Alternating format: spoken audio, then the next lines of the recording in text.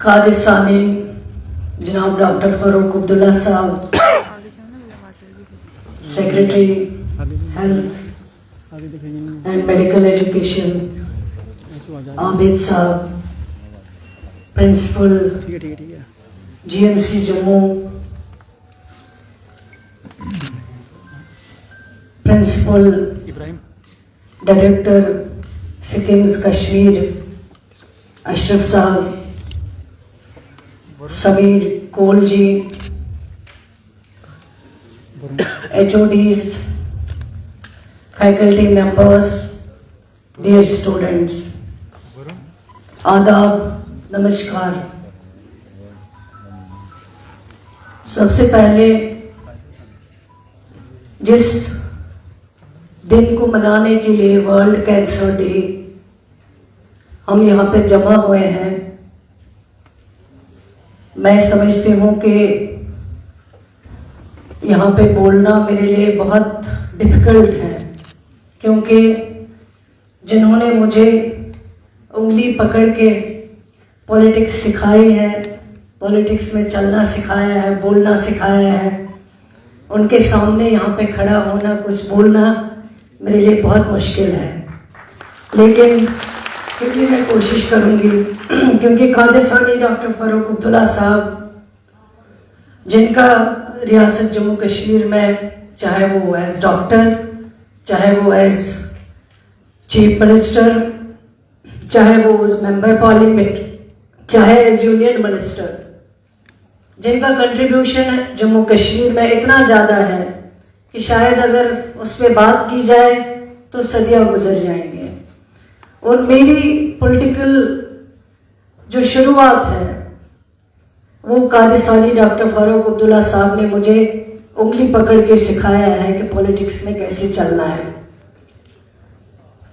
जहां आज जिस कॉलेज में हम जमा हुए हैं, जहां पे हम वर्ल्ड कैंसर डे के बारे में बात करना चाहते हैं, जिसकी बुनियाद शेर कश्मीर शेख मोहम्मद अब्दुल्ला साहब ने डाली है, उसके बाद कादिसानी जनाब डॉक्टर फारूक अब्दुल्ला साहब उसी मिशन को लेके आगे चलते रहे और आज तक इस GMC में या इस मेडिकल कॉलेज में जितने भी पेशेंटों का इलाज होता है, जो भी पेशेंट आते हैं या वो स्टूडेंट जो यहाँ पे पढ़ते हैं, मुझे लगता है कि इससे ज़्यादा कोई कंट्रीब्यूशन नहीं हो सकता है।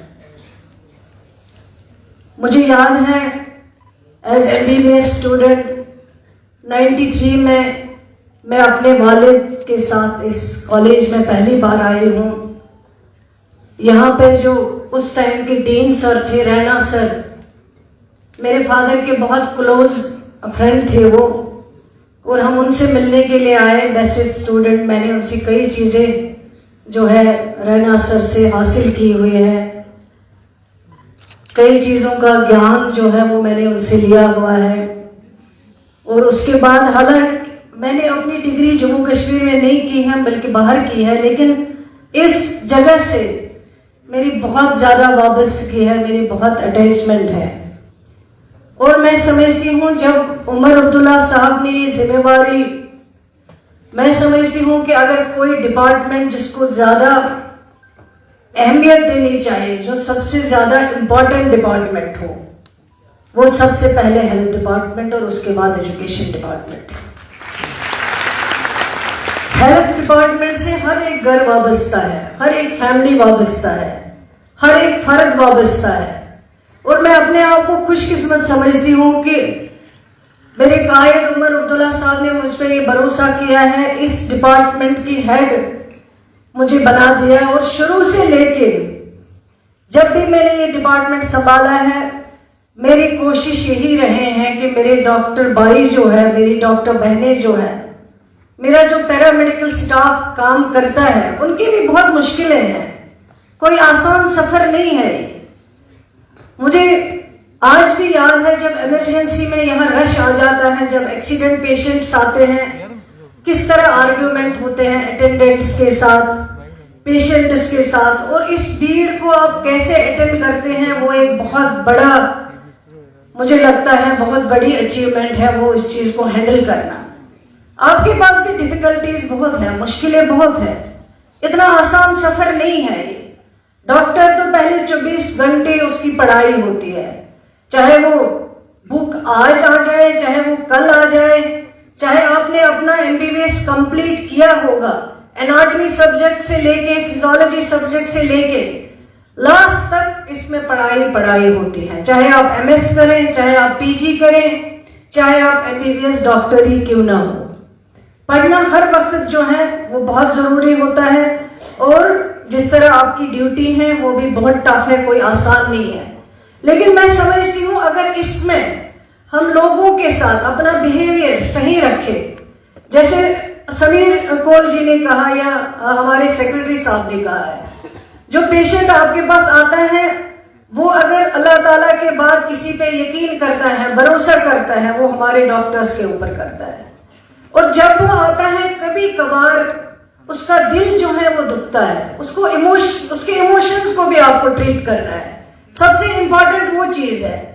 कैंसर बीमारी एक वो बीमारी है जिसका नाम सुन के लोग कांप जाते हैं, डर जाते हैं, आते नहीं। कई पेशेंट छुपाते हैं, वो अपना टेस्ट नहीं कराते हैं।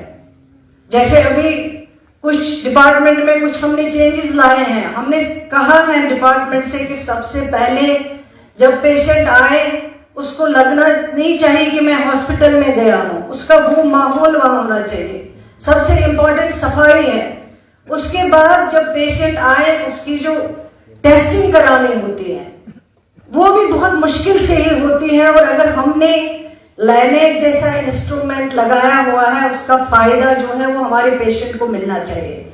अगर हमने कैट लैब यहाँ शुरू की है उसका फायदा जो है वो गरीब पेशेंट को मिलना चाहिए, जो BPL होके इन हॉस्पिटल्स में अपना इलाज कराने आते हैं।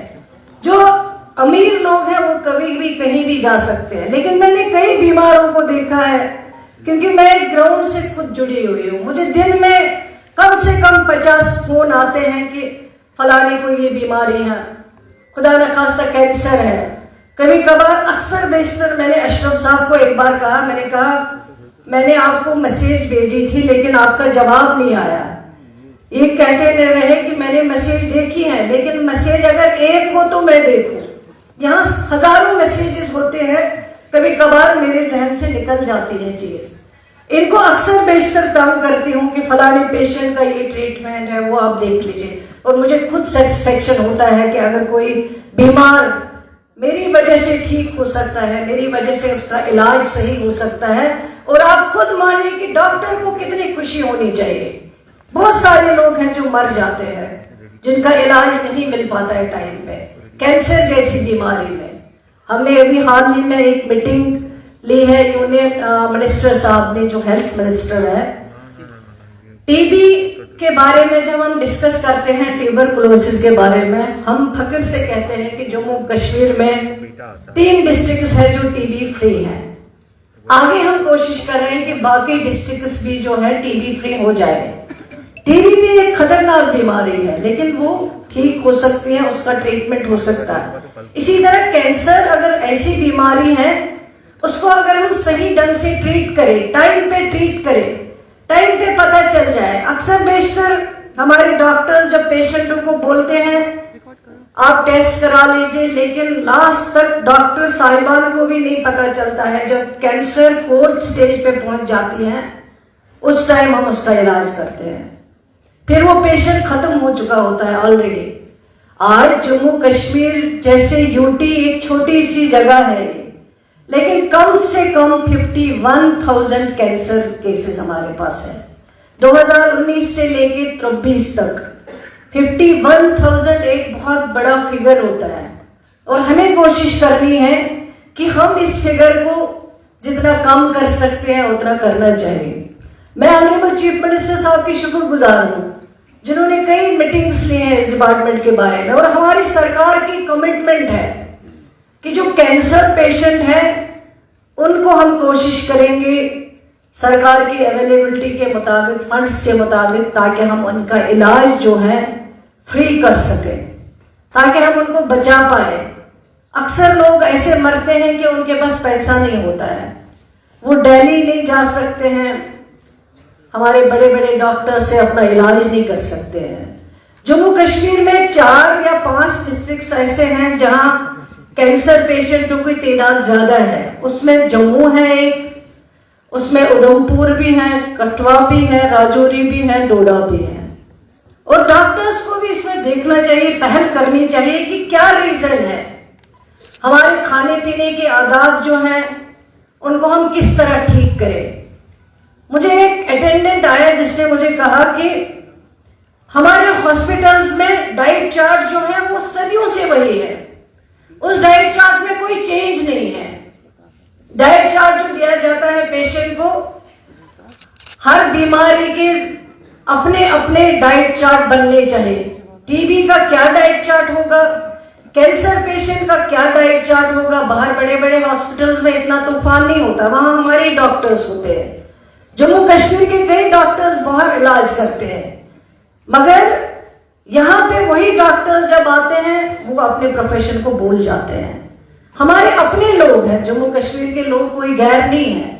और बदकिस्मती ये है कि हम जब डॉक्टर बनते हैं हम चाहते हैं अब हम बाहर चले जाएंगे। मुश्किलें हैं, आपके पास इतनी इंसेंटिव्स नहीं है यहाँ जहां बाहर है, लेकिन अगर आप अपने लोगों की खिदमत करेंगे शायद आपको उसका फायदा जो है अल्लाह ताला आपके पास मिल सकता है। इसलिए जो टॉप 3 कैंसर्स जो मर्दों में, मेल्स में जो है वो लंग कैंसर है, हेड एंड नेक कैंसर है।